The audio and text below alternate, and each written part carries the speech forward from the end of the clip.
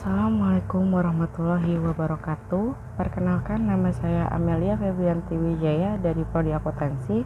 Di sini saya akan menjelaskan tentang pelanggaran dalam etika profesi sebagai hakim. Dalam kode etik profesi hakim, sebagai seorang hakim itu harus memiliki tanggung jawab besar dalam menegakkan keadilan, karena hakim adalah pilar utama dalam sistem peradilan.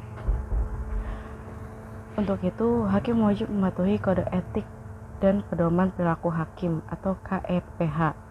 Di sini saya akan memberitahu beberapa prinsip penting yang harus ditaati sebagai hakim, yaitu pasal 1 KEPH tentang independensi. Jadi hakim itu harus bebas dari pengaruh eksternal seperti tekanan politik, ekonomi maupun sosial.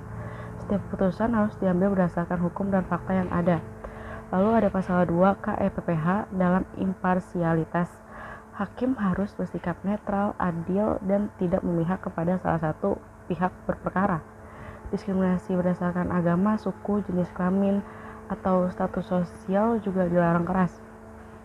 Dan pasal ketiga KEPPH dalam integritas, yaitu hakim harus menjaga kejujuran, moralitas tinggi, dan menghindari tindakan tercela seperti menerima suap, gratifikasi, atau menyalahgunakan jabatan. Pasal 4 KEPH sebagai bentuk profesionalitas, hakim harus cermat, kompeten, dan bertindak berdasarkan pengetahuan hukum yang mendalam sehingga menghasilkan putusan yang berkualitas. Dan pasal 5 KEPH tentang kerahasiaan, sebagai seorang hakim wajib menjaga kerahasiaan perkara dan tidak menyebarkan informasi yang berkaitan dengan proses persidangan tanpa wewenang. Lanjut, saya akan memberikan beberapa contoh pelanggaran kode etik sebagai hakim.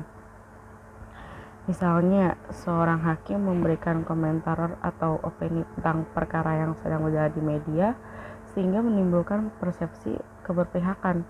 Nah, ini termasuk pelanggaran pasal 4 KEPH dengan alasan pernyataan yang tidak netral di media.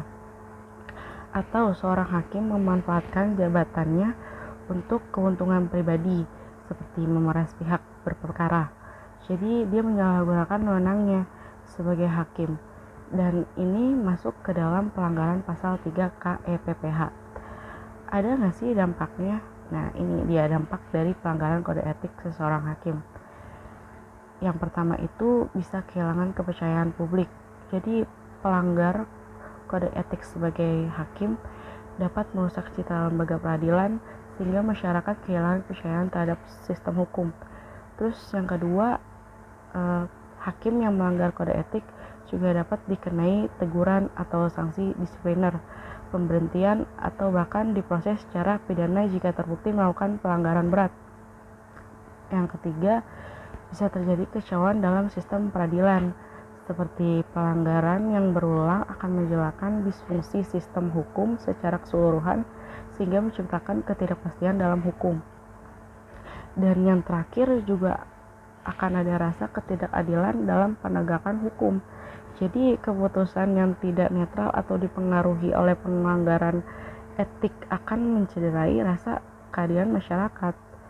Ya, itu tadi adalah sedikit penjelasan dari saya tentang pelanggaran dan dampak dari kode etik sebagai seorang hakim. Kesimpulannya, menjaga etika profesi sebagai hakim itu kan adalah kewajiban utama seorang hakim untuk memastikan keadilan dan kepercayaan masyarakat terhadap hukum agar tetap terjaga. Pelanggaran kode etik tidak hanya mencederai sistem hukum, tetapi juga merusak tatanan sosial secara keseluruhan. Oleh karena itu, mungkin lebih baik diperlukan pengawasan yang ketat terhadap perilaku hakim serta penguatan pendidikan etika.